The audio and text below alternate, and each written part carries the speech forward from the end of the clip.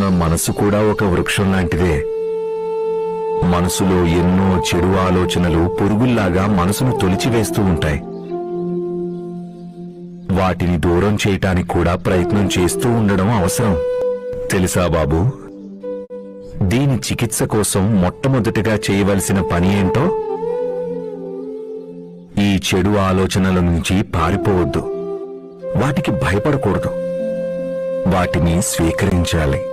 నేను ఇంతకు ముందు కూడా చెప్పాను. ఎందుకంటే నువ్వు ఎప్పుడైతే ఈ ఆలోచనల్ని ఎదుర్కొంటావో అప్పుడే నువ్వు వీటిని మంచి ఆలోచనలతో సమతుల్యం చేయగలుగుతావు. ఇవి నిన్ను ఓడించి నీ సంకల్పాన్ని నీరు కార్చాలనుకుంటాయి. కానీ నువ్వు గుర్తుంచుకో, నువ్వు అప్పటి వరకు అసఫలమైనట్టు కాదు. ఎప్పటి వరకు నువ్వు ఓటమిని ఒప్పుకొని ప్రయత్నం చేయటం